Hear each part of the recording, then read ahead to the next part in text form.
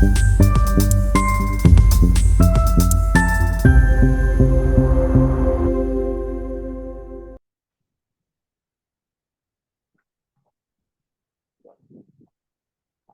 right. Hello, everyone.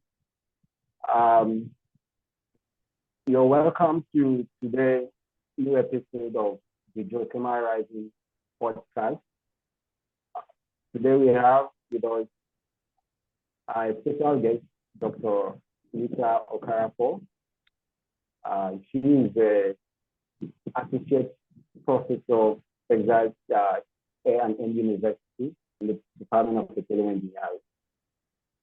And she's been a long-standing support to the Geothermal Rising Student Committee. In fact, we are very pleased and very excited. She's my advisor, she's a mentor, and our expertise really involves geothermal energy, hydrogen, carbon capture, storage, visualization, and many more. Indeed, we are very pleased to have you, Doc, and we are pleased to learn and to hear from you. Please, could you just tell us more about your? Thank you. All right, it's my pleasure to be here. So you've introduced me, Dr. Rita Okoroafor. As a background, I grew up in a family, 6 girls, 1 boy, and I was very passionate about things related to the combination of mathematics and geography. And ultimately, I ended up doing petroleum engineering, and it actually brings those 2 things in, including drawing and, sketching things. And then I worked in the industry, Schlumberger, for about 13 years. I've done internships in industries like the Nigerian Ajib Oil Company, and I've been exposed to different locations, different job roles. I've done technical, I've done non-technical roles before I decided to embark on my PhD at Stanford University. I'm married, I'm a mom of 4, so I find ways of combining my personal life with my working life or studying life when that was the case. And outside of that, I'm someone who likes writing, so I do fiction and non-fiction writing. And I love to dance. Yeah. Wow, quite interesting. Wow. So, Doc, I would just want to find out, obtaining a PhD from an institution as prestigious as Stanford is quite something not an easy thing. So, how did you combine this challenge with knowing that you have a family? How do you combine academics and the family and your personal life? Well, you take this each day at a time. When I wanted to go to Stanford to do my PhD, and I had 3 children then, I thought it was a piece of cake. Like, what is it? What could they be possibly asking me? And then when I got there, that was when I knew the reason why they don't even allow you do more than 3 courses per quarter, because the workload is significant. Very rigorous program, high quality program. But at the end of the day, when I look back at all the things that I learned, I knew that, look, I couldn't have done it otherwise, like choosing a different university. Now, the ability to combine that very rigorous program with the kids, they were very young when I came. The oldest was 6, the youngest was less than 2, was, first of all, learning how to accept that things will not be perfect. I think that I had to, first of all, tell myself that many things will no longer be perfect, because it was mostly me and my kids, and I still had schoolwork to do. So that was one of the first things, just the ability to let go of perfection. Then the second thing was seeking for help. I had the support of family members at most times when they could come. And then the community that I lived in, the graduate student community, there were, parents of my kids that were able to help at times. There were parents within the community where we lived that could help. they could see my struggles and they were more than happy to help. And then my classmates as well were also very helpful. Sometimes I might have something that I'm going to, do in the office, and I bring the kids to the office, and some of my classmates are playing with them outside while I go into the office and I'm doing work. So it's a combination of help from people, letting go of perfection, and then building new time management skills. I had to evolve in terms of time management. It wasn't what I used to do. So I had to, certain things can be done at certain times just to allow me have enough time for my children. I think, what else would I say? So I think those are the key three things. And then as my children started growing older, I started giving them more responsibilities. Like I trusted them to be able to do certain things.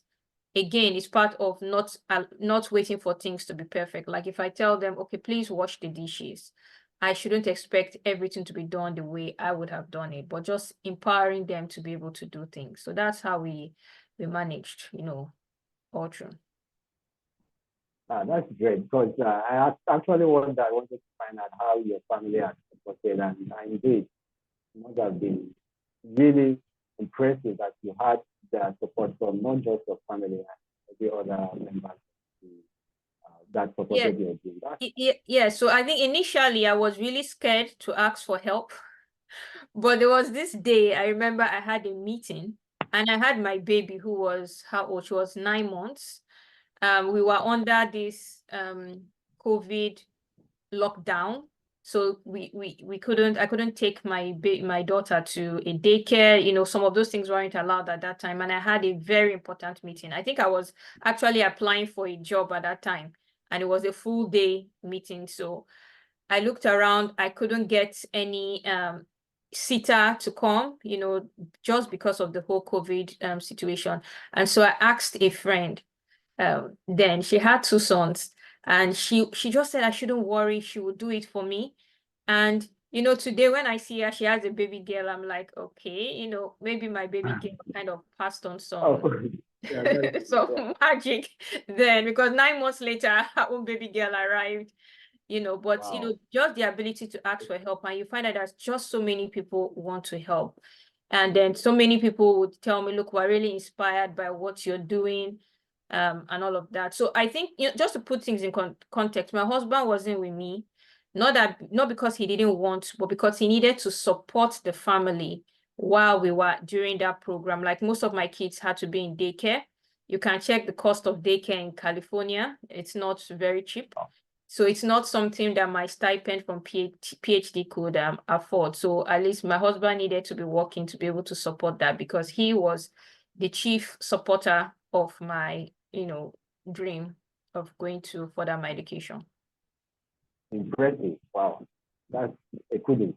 So, doctor, please could you just tell us what sparked your interest in geothermal energy?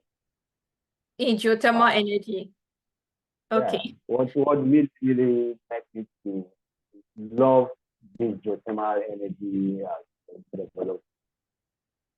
So many things, but I'll tell you how it started, okay? So I think my last role at Schlumberger, now SLB, was production business owner. And we were looking for ways to develop the business, production business globally. I was looking after several countries in sub-Saharan Africa. And one of my customers was interested in developing geothermal energy. And when I sat in the meetings, I couldn't contribute. Like, I'm supposed to be the production business owner. I couldn't contribute. Now, for someone who has worked 13 years in the industry, in the oil and gas industry, if I'm thrown a challenge, let's say related to drilling or completions or something that I don't know about, I could go back, brush my notes, read about it, and provide some solutions. But with geothermal energy, I had no clue how to support them. So I said, okay, I'm going to go and learn about this geothermal energy. So that was the first reason.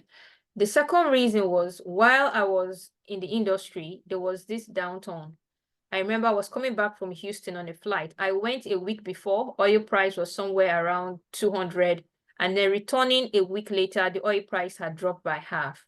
And something just told me that this price is going to take a long while before we see it at 200 again. We would be looking to explore different sources of energy. And so I said I was interested in finding out different sources of energy to kind of complement the energy demands we expect to see. Geothermal energy is closer to the petroleum industry in terms of skills. So I could easily apply my skills as a petroleum engineer in geothermal energy. Not that I couldn't do that for solar, wind, and the other ones, but the ease, of similarity between skills was much higher with geothermal energy. Yeah. Oh, And then that's interesting. finally, meeting an expert like Professor Horn, who is just an amazing human being. You just want to work with those kind of people, then why not? You will just like geothermal energy because the person who is your advisor, who you look up to, is an expert in that field, Yeah. Yeah, that's interesting. That's interesting. Wow. Okay, I would have loved to ask what were the pivotal moments, but you've already said it. From what motivated you to get from oil and gas to geothermal energy? You had faced some challenges that you know that these things you can do it, you can blend it up. So that's nice. Let me move now to the next question I have for you. Okay. Doc, could you just elaborate on the significance of your PhD thesis, which integrated geomechanics with reservoir engineering within the enhanced smart? And yeah, that's your PhD work. So, Yes, and how this your research contributes to the advancement of geothermal energy for future sustainability? Okay. So for my PhD, I looked at enhanced geothermal systems, called EGS for short, and I was studying flow through the fractures or the pathways in EGS, and I'm going to come back to a bit of definition.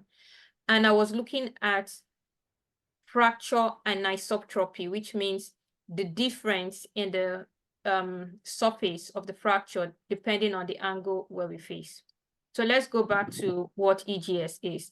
Now, for most people, when you hear about geothermal energy, you're thinking about volcanic regions, regions near river valleys, places where steam is coming out from under the ground. So that's what geothermal energy is to many people.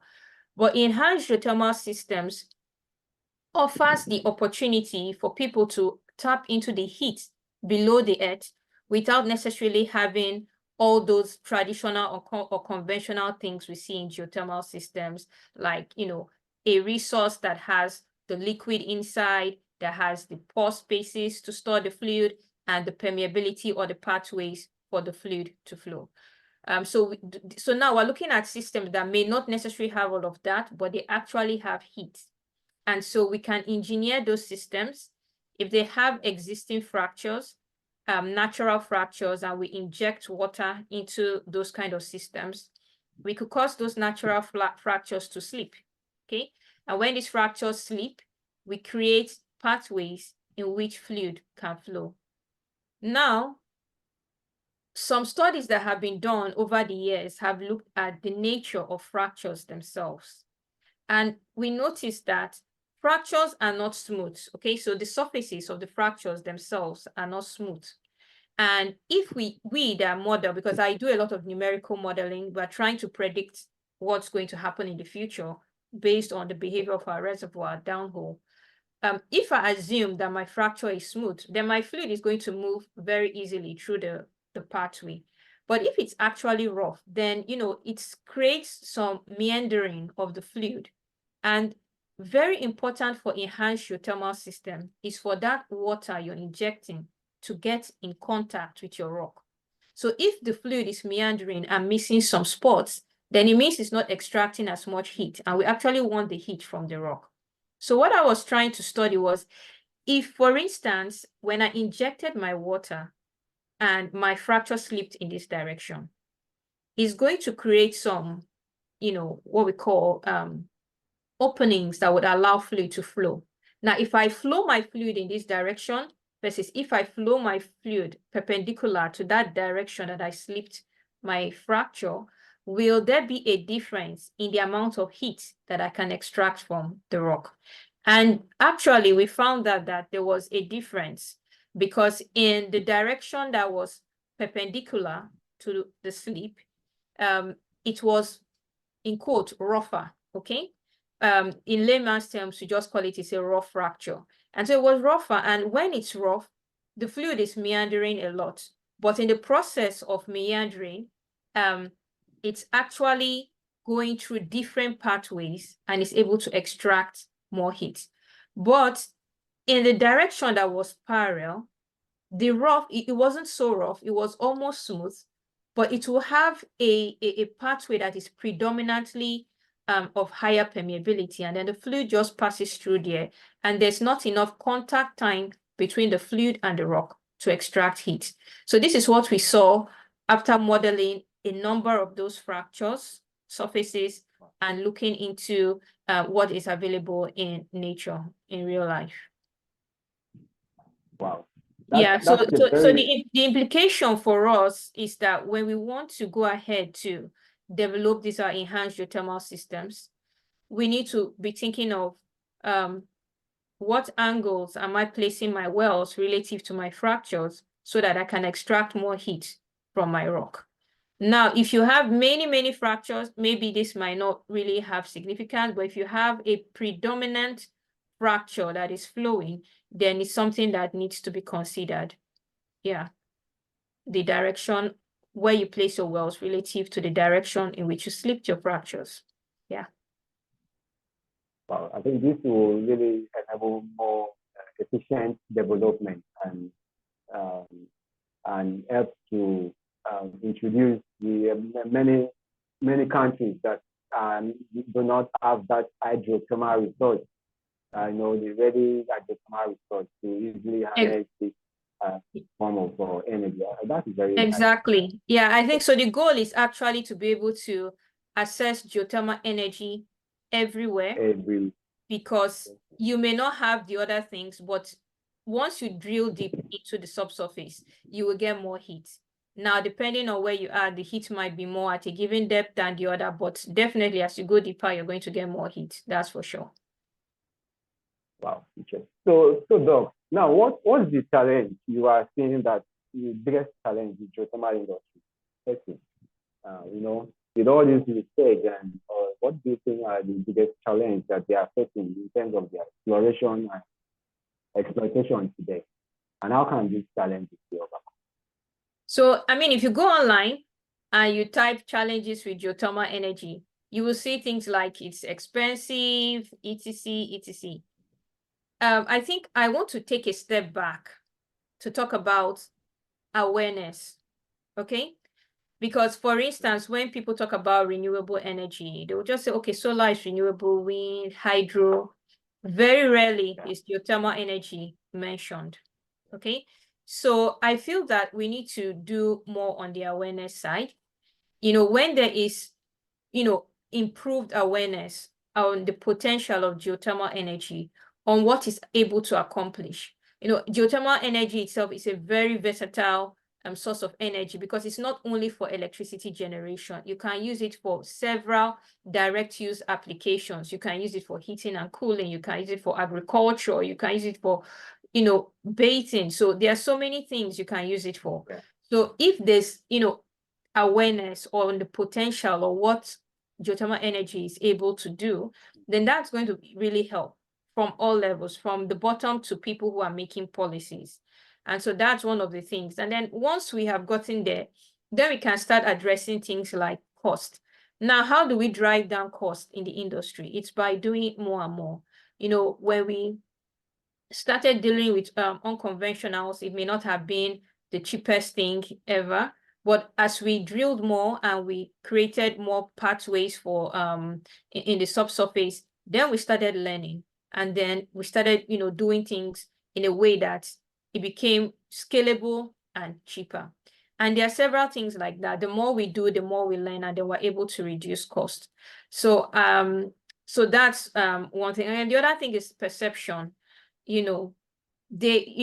when you're trying to do all these projects like the enhanced geothermal system projects, I'm sure that there are things that would have happened that would have said, okay, we're shutting down this project.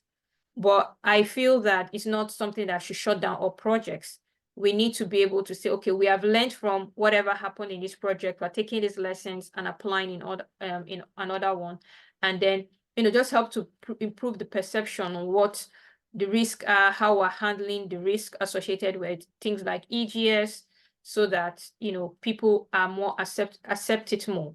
Once we have acceptance, I'm sure that geothermal energy, all those other things about exploration and exploitation, we can handle them. The skills are there, we get them from other industries and apply them. We'll overcome those technical skills as we move on. Wow, that's interesting. Wow. I think if all hands are on deck, this will be achieved. That's nice. Wow. Yeah, I like that word, all hands on deck. I remember one of the pivot topics was all hands on deck. So you're just, hitting on the keywords related to geothermal energy. You said geothermal anywhere, you said all hands on deck. So yeah, you're on the right track. Yeah, we are there. That's what we do because we are passionate about this. Yeah, geothermal energy should be able to get the awareness that is needed. Yeah. So, okay, fine. Thank you. My next question to you, Doris. I know that you do a lot of research and it's not only EGS that you specialize in, and every other aspect of this. I want to find out, with your experience, the Gulf of Guinea, what do you see about the potential of coal production in Nigeria? Of course, you've advised so many of us on this kind of project, so please just tell the rest of us. Okay. So co-production, producing hot water as well producing oil to utilize it. So there's the way that I'll answer it. When we think of a country like Nigeria, we have our unique energy needs. And I'm not quite sure that co-production is going to solve the needs for a country like Nigeria at this point in time. You use co-production to supplement the energy requirements. Like, okay, I'm having this hot water, I don't just want to waste it, and then I can put in place the infrastructure. So it's twofold. My answer comes in twofold. First, at least we need to understand that co-production is not going to solve a key portion of electricity needs of a country like Nigeria. It can solve simple and smaller needs, maybe heating needs, because we're getting hot water. It could solve smaller needs if we have sufficient rates on those rates of our water that are hot. We're able to pass it through organic Rankine cycles, generate electricity. Then it can just give us something small to address small needs. But for large scale, it's not going to be something that could solve a big problem at this time. I'm sure that there are other energy resources that can address those kind of issues. Now, the beauty of any location is, being able to harness the energy that you have. Now, if you have a location that is known to have high geothermal gradient and the water that is coming out is quite hot, we have some fields like that in Nigeria, then we can start thinking of how do we harness the heat from these particular reservoirs as we're producing our water. So those are specific cases. We don't have them everywhere, okay? And then we can go ahead with co-production. But we need to, first of all, identify those fields and see what will be the need, the direct use for that kind of heat we get to solve a problem, electricity, direct use, etc. And then we do co-production.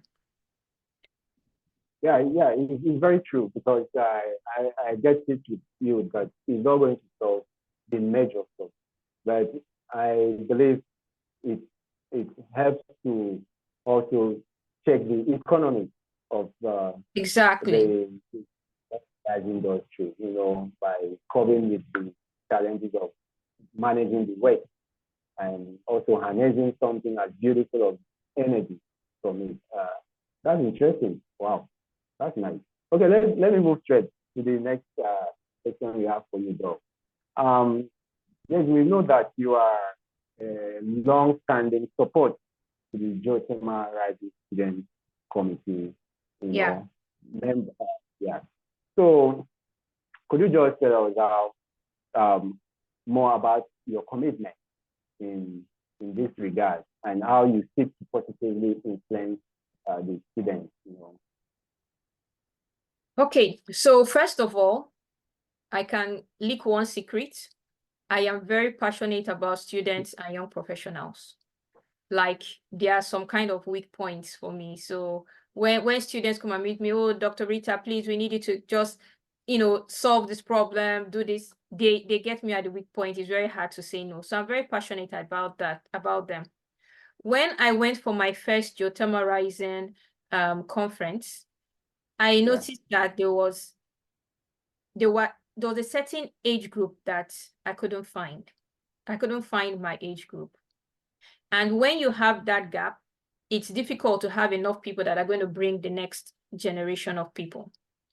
And that was when I said, I'm going to join the Geothermal Rising Student Committee as a student and see how we can, attract and retain student members and just build this awareness concerning geothermal energy and help with the pipeline for the future.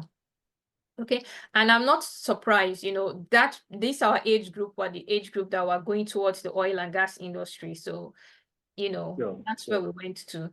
So I wasn't surprised. We have a few of them that, have remained in the geothermal industry, but they were not just enough.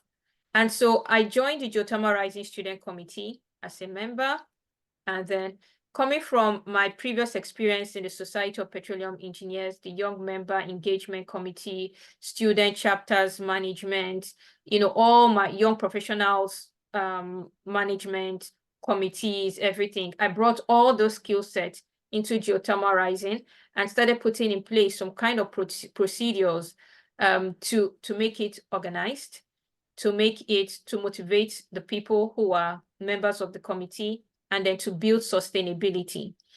And so many things that I put in place at that time, that's after I took on the leadership. But for me to take on the leadership, I had to be a member and understand how it works. You can't bring in ideas when you don't know what's wrong or what's not working well. They've been doing great for a long time in the committee, but I think there were things that we needed to do just to take things a step further, especially because geothermal energy is beginning to gain a lot of awareness. Okay. So I've still remained committed to the student committee. I currently sit in the Geothermal Rising board, and I look after things related to the students in different sections. But my goal is at least to ensure that we have the good leadership that would help to continue from things that I had put in place and even add much more, because it's an evolving process. So that's part of the things that I do, and then ensure that we have enough programs to engage and attract our students all through the period while they are doing things related to geothermal energy. And not only that, to then think about the people when you leave, you no longer are a student. You become an early career person in the geothermal industry. Some of us that were in the oil and gas industry will move to the geothermal industry. We're also early careers. We're not experts yet. And so we needed a way to try to cater for this group of people. So this is one of the things we're working on in the committee. And then we're also thinking about outreach, how to address this issue of awareness. So we're going to be doing more outreach within the committee. Wow. No, I must say you are very excited and lucky to have someone of your personality. Thank you. Thank you. Impressive.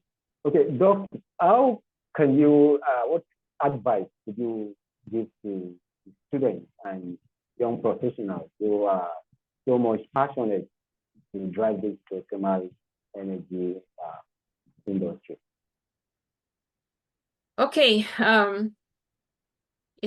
geothermal energy, it's something that's still, growing. It's going to grow more and more, like within the US, I've seen so many funding opportunity announcements towards geothermal energy. So it just gives me hope and excitement. Like when I was leaving the oil and gas industry to study geothermal energy, I was like, what am I thinking really? You know, but now I think I know why I did it. So I would just tell young professionals and students interested in geothermal energy that there's a lot of work to be done. We want to get geothermal energy to the place where it is cheap, affordable. It's not going to be causing any issues to the environment. You know, we want sustainable source of energy. And so all hands will be on deck, all skills will be required. And so if you find yourself there, you will definitely find something to do. There's research ongoing, there's development ongoing, there's always something to do. The second thing I would say is understand who you are, what your passions are, so that you don't just get blown by the wind. You know, there are certain things you have to do that for you to stand out in that thing you're doing, you need to be passionate about it. So really understand what you like, what you would do if you didn't have any other incentive that you are self-driven to do. Let me put it that way, so that you would excel in that area, because in anything we're doing, we're going to come across obstacles, we're going to come across things that would deter us. But if it's not something you're passionate about, once those obstacles come, you're going to turn away. But if it's something you believe in, when those obstacles come, you'll say, how do I walk around this and move on? So take out time to understand who you truly are, what makes you different, what makes you unique, what's going to make you very passionate about something, pursue it or apply it into what you're doing. And I tell you, the sky is just will be your limit. Like, you will be able to do much more than you even think you can. Wow, impressive. I think what you're saying is overall, we the students and young professionals need to develop the grit, right? I think that is what's going to push us when the challenges are there. Yes, you need grit nonetheless, but you need to know where you are. So, for instance, if you're somebody that is very passionate about entrepreneurship, and this is something that everybody tells you, like the moment you see something, you're like, okay, I can turn this idea into a money-making machine. And instead of you to pursue that because you see somebody else that is excelling in academia, you say, okay, I want to go into academia. You lose the very essence of who you are. And when you go to that other thing that is not who you are, you begin to struggle. And then when all those things comes, let's say you wrote a proposal, you got rejected, you still feel so bad, so many things you lose. But when this is something you're passionate about, like when you see some entrepreneurs that stay true, this is something they believe in. Look, nobody else understands what they're trying to do. They're trying to sell, it's not working. They're trying to enter the market, it's not working. But because they're very passionate about that thing and they understand it, they keep pushing until they finally get their breakthrough. So it's the passion, you understanding yourself, having that passion, that thing that's going to make you self-driven is what's going to keep you going on when any kind of obstacles come. Oh, impressive. All right. Thank you, Doc. So the next question I have to you is, although we have talked about your research, but let's still find out what the future, how do you see the role of enhanced geothermal systems, in the entire circumference of level? Well, like I said, so enhanced geothermal systems, they are going to offer the opportunity for us to extend geothermal energy beyond the areas where we see conventional geothermal energy. And so as we continue to do our research, as we continue to do demonstration projects, we would learn. And as we learn, we will see how we can apply our learnings to different locations. And so I'm positive about what we could get out of enhanced geothermal systems. We'll keep learning. We will keep learning. And then we'll see how it goes. Yeah. All right. Okay, Doug, another thing is, what lessons or techniques from petroleum engineering do you find most applicable in this geothermal energy sector? In what sector? In the geothermal sector? Geothermal energy, yeah. I mean, the technique, in the petroleum engineering. So you are transferring from petroleum to geothermal. So which of the, can you just pinpoint like the techniques or that are very valuable? Everything. Everything. Wow. Geothermal energy, we drill. Geothermal energy, we complete. We do formation evaluation. We do seismic.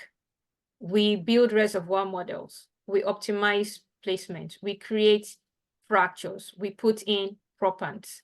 We build surface facilities. We monitor our facilities. We do pigging. We remove scale. You know, we do production logging to understand what's our temperature, what's our pressure. So I don't know what is not useful, and this is on the technical side. I don't know what is not useful in the geothermal industry. That's just the way I'll put it. Any skill you have in the oil and gas industry, it has a place in the geothermal industry.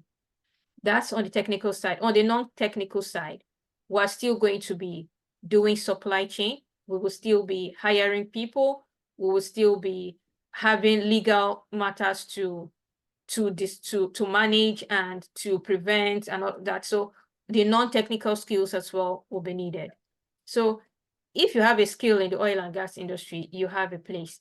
You will just need, especially on the technical side, just to understand how you can adjust that skill to be able to fit into the geothermal space. But if you're drilling a well, you just know, okay, I need to apply drilling technology, but I need to understand the impact of having high temperature and what I need to do to be able to prevent me from, and to manage that high temperature, okay? You do reservoir modeling. Most times in the oil and gas industry, our models are called isothermal. We keep our temperature constant. What we have to change now is we change the temperature. The temperature is changing as we extract fluid or as we're injecting fluid. Something is happening. And then in the oil and gas industry, we focus on the changes due to pressure, like we've depleted the pressure. How does it impact our rock? Now, in the geothermal industry, in addition to thinking about that, we now have to say, when we change the temperature, either increasing or decreasing, how does it impact our rock? So it's just bringing in that extra part of the temperature into the equation, and then the kind of fluids we're dealing with.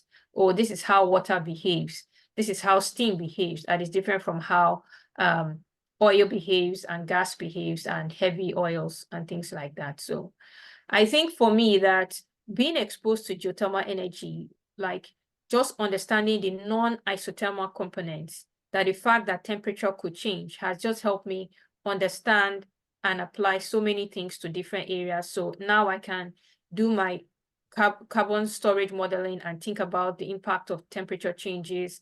In some cases for hydrogen, I could say, okay, let me look at the impact of temperature, etc. So again, going back to your question, the skills from oil and gas industry, very relevant and applicable to geothermal energy. Right, that's interesting. So that what I want to like find out now. So someone who is so much passionate at geothermal energy, you know, you might, with your skill in petroleum, if you have gotten a skill in petroleum, you will be 100% relevant in the geothermal industry. Yes. That's quite very, very correct. Yes. Interesting. Thank you.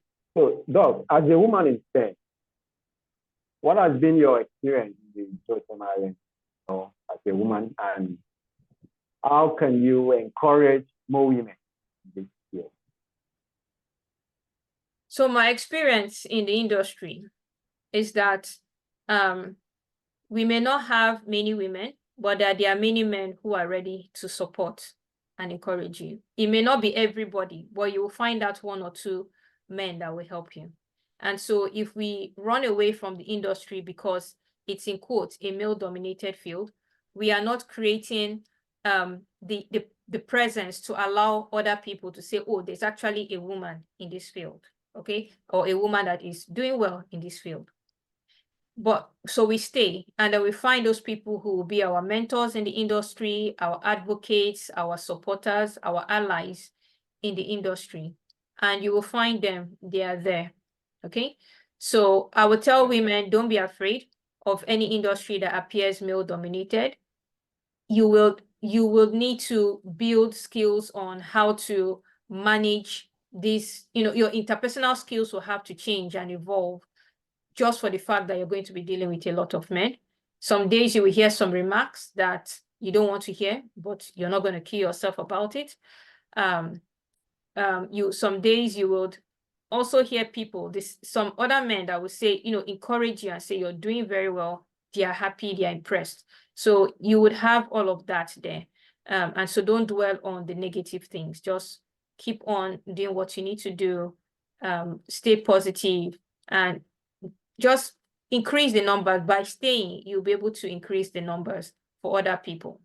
Okay. Secondly, is not to ignore the fact that there are no challenges. Like, if I have to be thinking of what I have to go through versus a man as a mother, I may not have the same amount of time.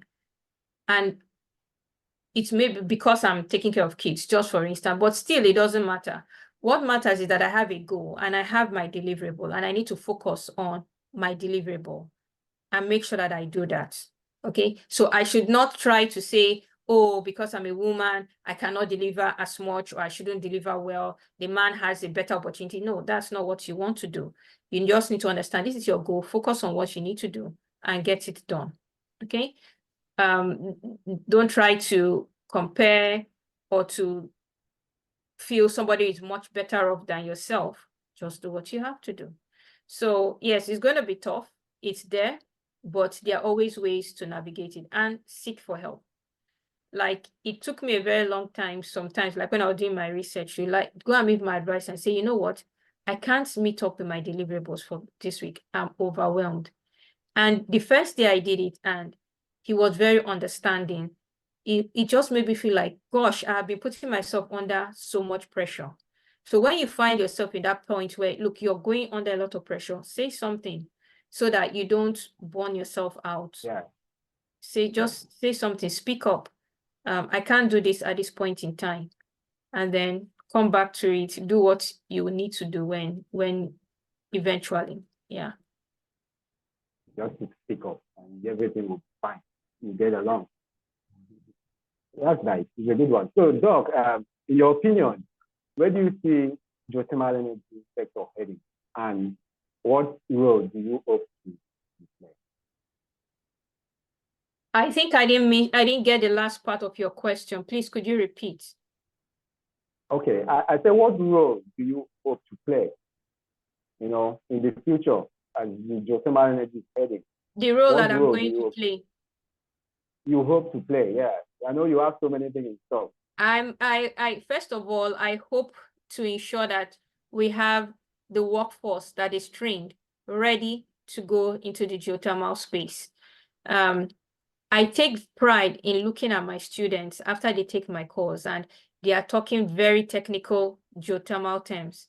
It just gives me pride. And should they go into the industry, they are industry ready. That's the kind of thing that I want to do. So my role is to prepare the workforce. But in addition to that, to continue with mentorship, encouragement. Now, everybody's not going to go into geothermal energy, but people will still need mentorship. People will still need encouragement. People will still need to know the options.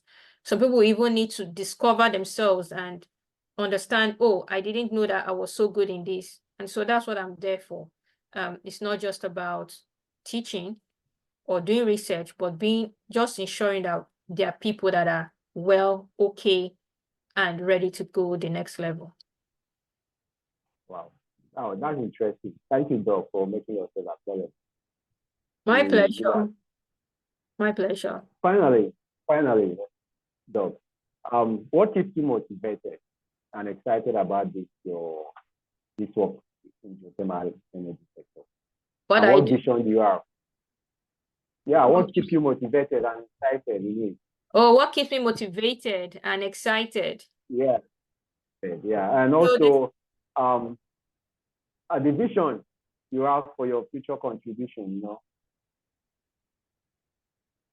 Okay. What keeps me motivated and excited is the fact that there are always new things to learn every day. And it's for me, it's just very exciting.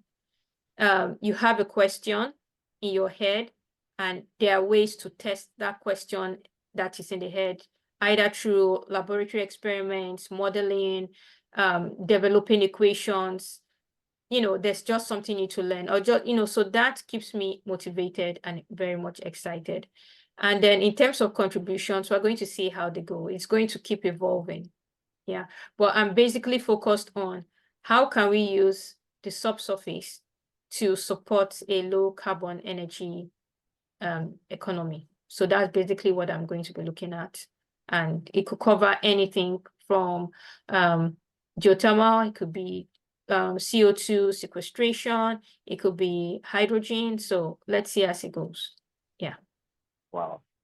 Wow. Thank you very much. I think this has brought us to the end of this podcast with you.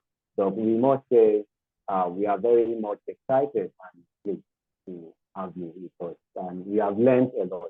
Thank you very much. Okay. My pleasure. All right then. Bye-bye. All right. Bye.